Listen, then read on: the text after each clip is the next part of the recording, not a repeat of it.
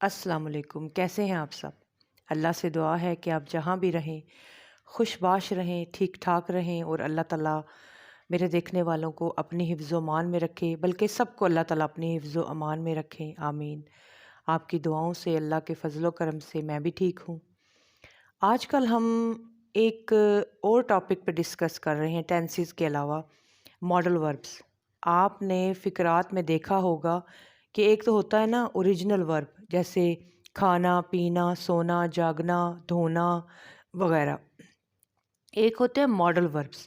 Model verbs یعنی جیسے میں یہ کام کر سکتا ہوں، تم کرکٹ کھیل سکتے ہو، لڑکی کپڑے سلائی کر سکتی ہے، ہم فٹ بال کھیل سکتے ہیں۔ یعنی کوئی ایسا کام جو سبجیکٹ پروناؤن ناؤن یعنی فاعل جو کام کرنے والا ہے۔ سینٹینس میں یا فقرے میں ہم نے پڑھا تھا نا، کام کرنے والا اس کو فاعل کہتے ہیں یا سبجیکٹ کہتے ہیں۔ وہ سبجیکٹ ناؤن بھی ہو سکتا ہے، پروناؤن بھی ہو سکتا ہے۔ تو وہ اس کے کام کرنے کی طاقت، اس کے کام کرنے کی قابلیت، اس کے کام کرنے کی اہلیت، جسے ہم ایبلٹی، کیپیسٹی، کیپیبلٹی اسے ہم کہیں گے، اس کی کام کرنے کی کیپیسٹی، اس کے کام کرنے کی سکت، اس کے کام کرنے کی قابلیت، کسی بھی پروناؤن کے، ناؤن کے یا فاعل کے یا سبجیکٹ کے جو کام کرنے والا ہے فقرے میں، اس کی وہ کام کرنے کی کیپیسٹی، اس کی قابلیت، اس کی ہمت، اس کی سکت، اسے ہم کین استعمال کریں گے۔ اس فقرے میں ہم کین یا کوڈ استعمال کریں گے۔ لڑکی کپڑے سلائی کر سکتی ہے، گرل کین سٹچ کلوتھز، یہ اس کی قابلیت ہے، اس کی سکت ہے، اس کی قابلیت ہے، وہ کر سکتی ہے۔ میں کھانا پکا سکتی ہوں، آئی کین کوک فوڈ، یا میں کباب بنا سکتی ہوں، آئی کین میک کباب۔ تو یہ میری قابلیت ہے، یعنی کوئی بھی انسان جو کام کر سکتا ہے، اس کی قابلیت جہاں پہ آئے، اس کی کیپیسٹی جہاں پہ آئے، اس کی ایبلٹی یا اس کی قابلیت یا اس کا کوئی کام کر سکنا، وہاں پہ کین یا کوڈ استعمال ہوگا۔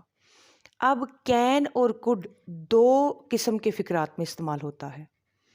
کین جہاں پہ یقین ہو کہ سبجیکٹ یا کام کرنے والا 100% پاسبل ہے کہ وہ یہ کام کر سکتا ہے، جیسے ٹیلر ہے، وہ ظاہری بات ہے ٹیلر ہے تو وہ کپڑے سلائی کر سکتا ہے، اس لیے ٹیلر ہے۔ ہمیں 100% شور ہے کہ اس میں ٹیلر میں اتنی قابلیت ہے کہ وہ کپڑے سلائی کر سکتا ہے۔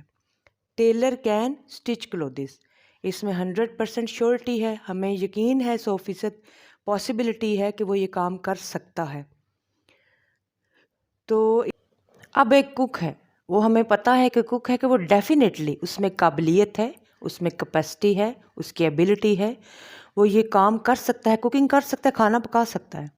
تو ہم آسانی سے کہہ سکتے ہیں کہ ایک جو شیف ہے، chef can cook any type of food, یعنی کہ جو شیف ہوتا ہے، جو کک ہوتا ہے، وہ کسی بھی قسم کا کھانا بنا سکتا ہے، تو کیونکہ یہ اس کی قابلیت ہے۔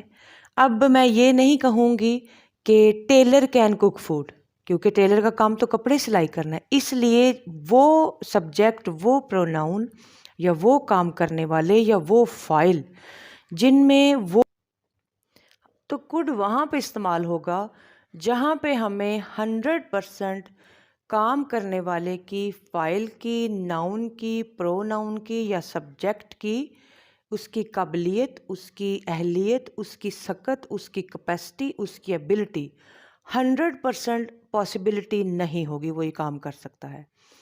اب مثال کے طور پہ اے بوائے کین ڈرائیو دا کار۔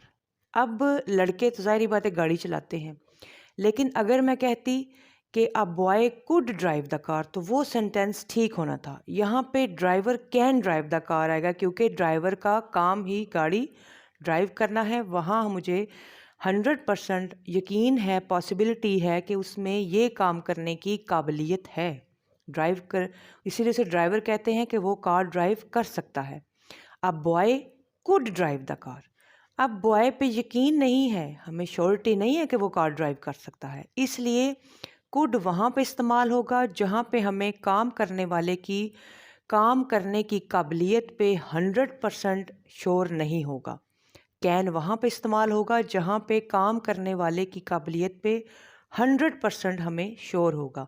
تو یہ کین اور کڈ کا ڈفرینس آپ یاد رکھیے گا، کیونکہ گرامر جو ہے نا وہ کسی بھی لینگویج کی بنیاد ہوتی ہے۔